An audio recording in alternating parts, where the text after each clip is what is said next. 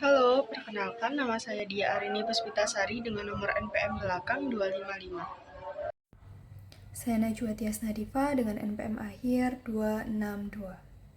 Perkenalkan, nama saya Ervia Gistiardia Pramesti dengan nomor NPM belakang 270.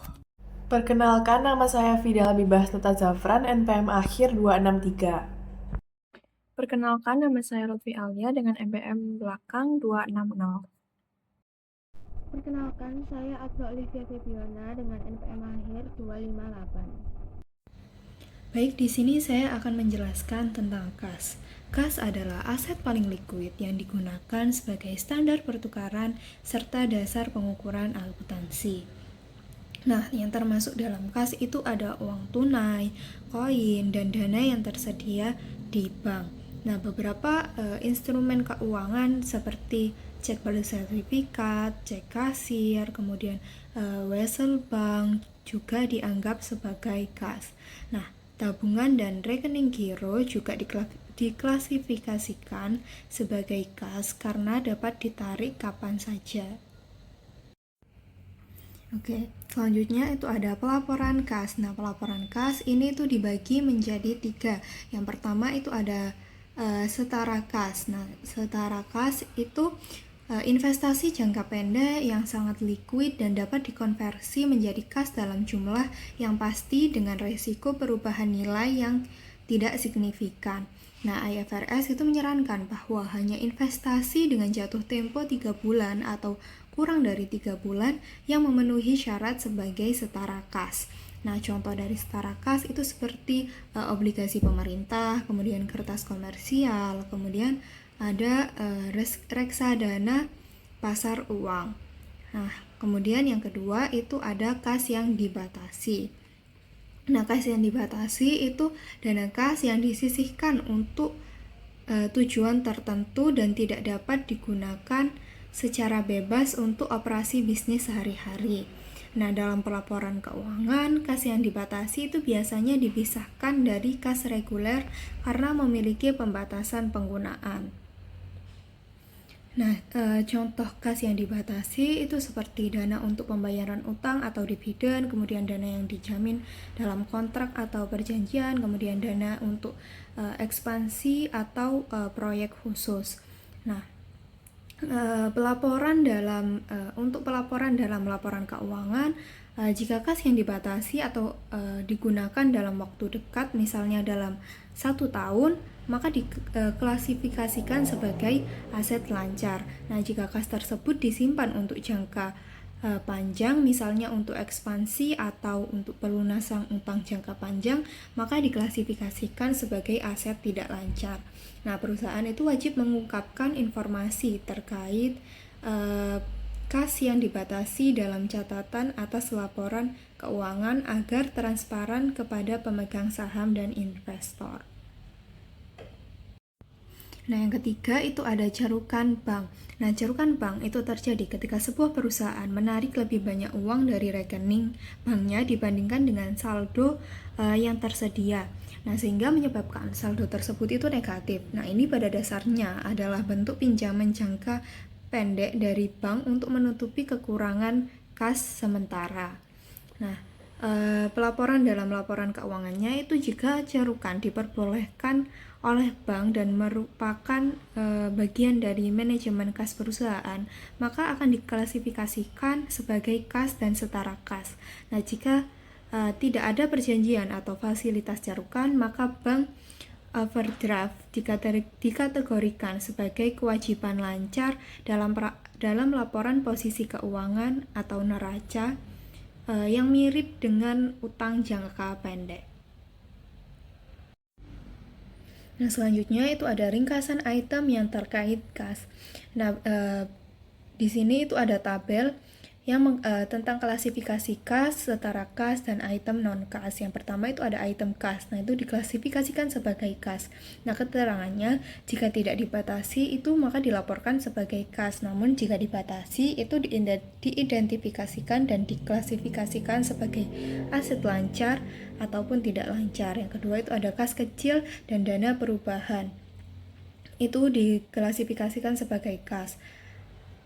Kemudian itu ada surat berharga jangka pendek, itu diklasifikasikan sebagai setara kas. Nah, keterangannya jika investasi dengan jatuh tempo kurang dari 3 bulan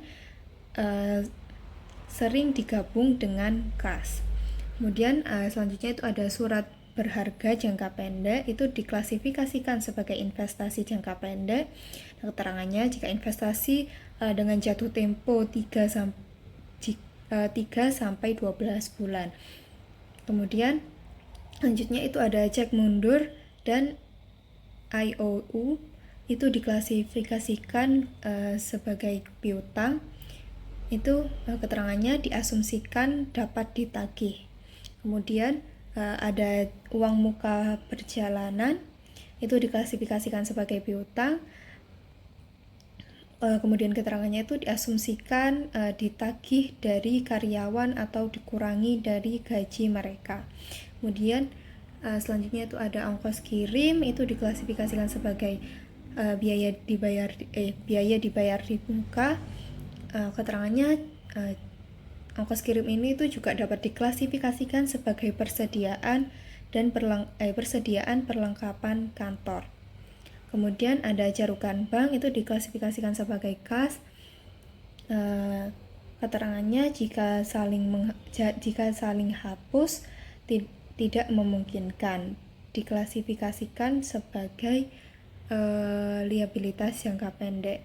Kemudian itu ada saldo kompensasi, itu diklasifikasikan kas yang diklasifikasikan secara terpisah sebagai deposito yang dipertahankan sebagai saldo kompensasi. Kemudian diklasifikasikan sebagai lancar atau tidak lancar dalam laporan posisi keuangan. Kemudian diungkapkan secara terpisah dalam perincian pengaturan dalam catatan dan laporan keuangan. Di sini saya akan membahas mengenai definisi dari piutang dan pencatatan piutang. Piutang sendiri merupakan klaim terhadap pelanggan atau pihak lain untuk pembayaran uang, jasa, atau barang. Piutang diklasifikasikan menjadi 2 jenis. Yang pertama yaitu piutang dagang atau trade receivables, dan yang kedua piutang non-dagang atau non-trade receivables. Piutang dagang merupakan klaim terhadap pelanggan yang timbul dari transaksi bisnis normal yang terdiri dari piutang usaha dan wesel tagih. Kemudian, piutang non-dagang merupakan klaim terhadap pihak lain yang tidak terkait langsung dengan aktivitas utama bisnis perusahaan yang dapat terdiri dari pinjaman, piutang dari penjualan aset selain persediaan seperti properti dan peralatan, kemudian piutang pajak, piutang bunga, dan dividen. Kemudian terdapat 4 faktor yang dapat memengaruhi nilai dari piutang. Yang pertama yaitu diskon penjualan. Diskon penjualan mengurangi nilai piutang karena pelanggan membayar lebih sedikit jika mereka menggunakan diskon. Yang kedua yaitu pengembalian dan potongan harga. Pengembalian dan potongan harga mengurangi nilai piutang karena pelanggan tidak perlu membayar penuh atau karena pelanggan mengembalikan barang yang sudah dibeli. Yang ketiga yaitu waktu dan nilai uang. Waktu dan nilai uang bisa mengurangi atau menambah nilai piutang tergantung pada apakah ada bunga atau diskonto yang diterapkan. Yang terakhir yaitu kemungkinan piutang yang tak tertagih. Kemungkinan piutang yang tak tertagih mengurangi nilai piutang karena ada sebagian yang diperkirakan tidak akan dibayar oleh pelanggan. Nah, untuk penilaian piutang yang tak tertagih itu dapat dilakukan 2 metode. Yang pertama yaitu metode penghapusan langsung atau direct write-off method. Piutang yang tak tertagih langsung dibebankan ke beban kerugian piutang, tetapi metode ini tuh kurang cocok atau kurang sesuai dengan prinsip pencocokan karena penghapusan dilakukan setelah piutang dinyatakan tak tertagih. Kemudian yang kedua ada metode penyisihan atau allowance method. Perusahaan membuat cadangan piutang tak tertagih melalui akun kontra yaitu allowance doubtful accounts yang memperkirakan jumlah piutang yang tak tertagih berdasarkan pengalaman historis dan kondisi ekonomi saat ini. Di sini saya akan membahas tentang definisi dan klasifikasi notes receivable. Definisi dari notes receivable adalah surat perjanjian tertulis di mana satu pihak, debitor, berjanji untuk membayarkan sejumlah uang tertentu kepada pihak lain atau kreditor pada tanggal yang telah ditentukan. Klasifikasi notes receivable ada 2, yaitu jangka pendek, yaitu ketika jatuh tempo dalam waktu 1 tahun atau dalam siklus operasi normal perusahaan dan dicatat pada nominalnya. Yang kedua ada jangka panjang, itu jika jatuh tempo lebih dari 1 tahun dan dicatat pada present value atau nilai sekarang dari jumlah yang akan diterima di masa depan. Slide selanjutnya ada perbedaan wesel berbunga dan tanpa bunga. Jadi wesel berbunga atau interest bearing notes memiliki suku bunga yang tercantum secara eksplisit dan bunga dihitung berdasarkan nominal wesel dan tingkat suku bunga yang berlaku. Dan wesel berbunga dicatat sesuai dengan nilai nominalnya pada saat penerbitan. Lalu untuk wesel tanpa bunga atau zero interest bearing notes tidak memiliki suku bunga eksplisit, tetapi bunga tetap diperhitungkan sebagai selisih antara nilai nominal dan nilai penerbitnya. Dan wesel tanpa bunga dicatat pada nilai sekarang atau present value dengan mendiskontokan nilai jatuh tempo menggunakan tingkat bunga implisit.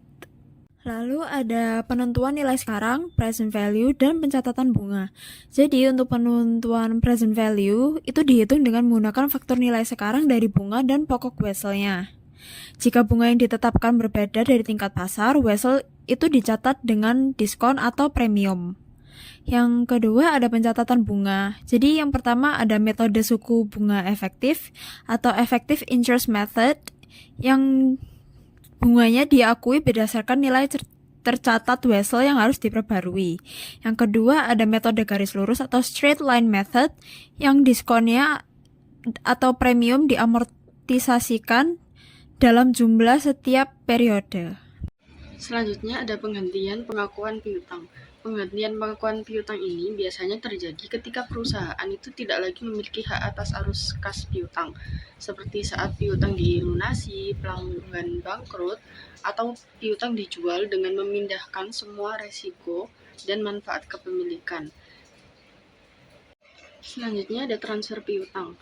Transfer piutang ini tuh bisa dilakukan dengan dua cara. Yang pertama itu ada penjualan piutang atau sale of receivable. Yang kedua ada jaminan hutang atau secured borrowing, yaitu menggunakan piutang sebagai jaminan pinjaman. Lalu transfer piutang ini juga didasari oleh alasan.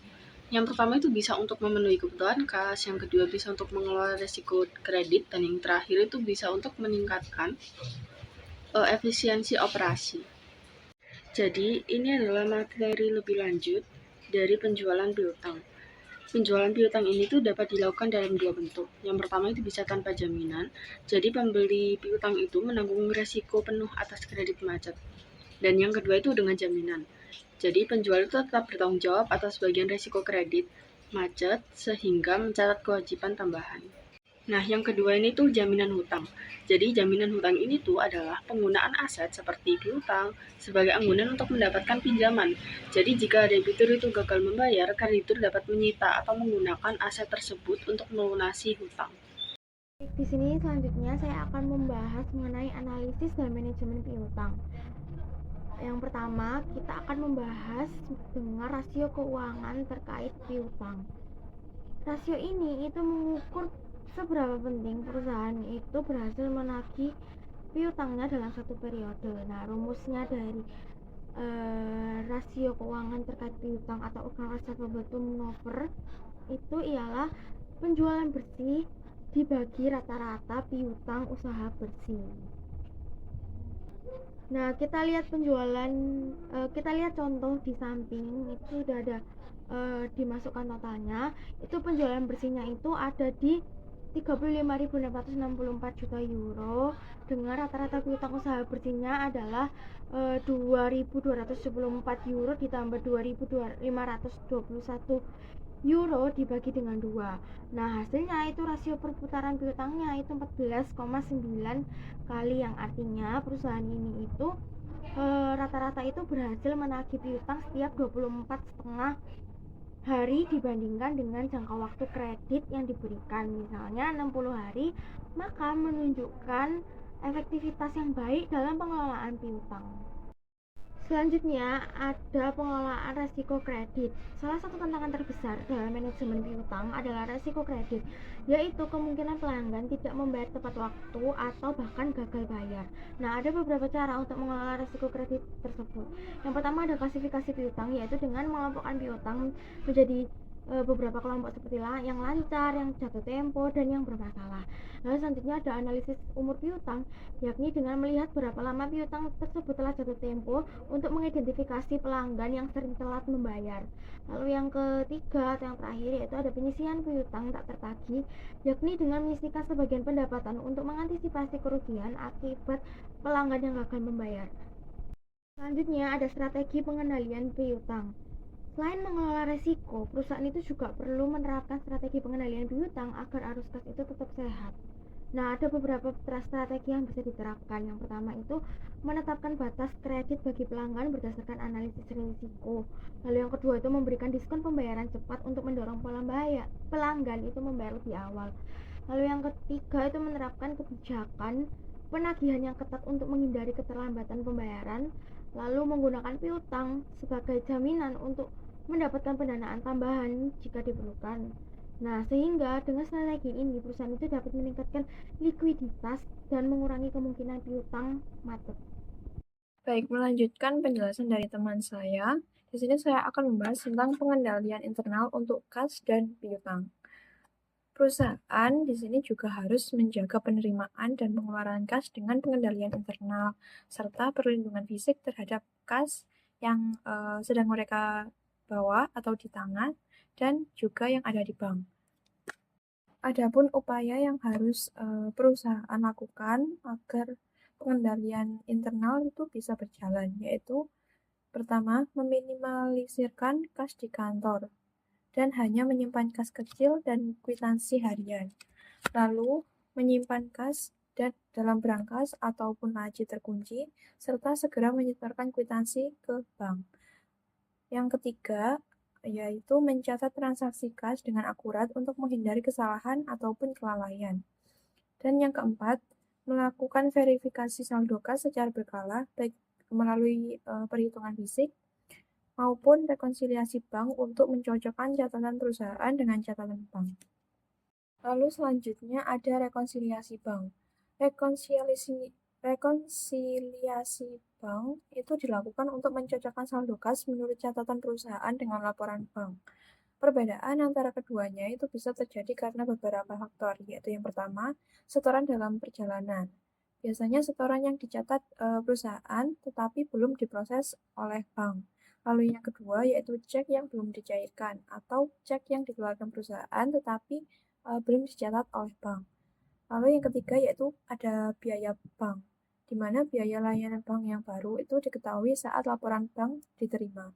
Lalu yang keempat ada kredit bank atau pendapatan dari bunga atau penagihan oleh bank yang belum dicatat oleh perusahaan. Lalu yang kelima ada kesalahan.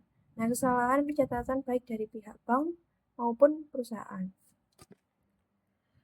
Lalu perusahaan juga melakukan rekonsiliasi dalam dua bentuk, yaitu yang pertama menyesuaikan saldo laporan bank dengan saldo buku, dan yang kedua menyesuaikan keduanya ke saldo kas yang sebetulnya. Jadi rekonsiliasi ini itu memastikan laporan keuangan yang akurat dan membantu perusahaan menyesuaikan pencatatan mereka sesuai dengan data bank.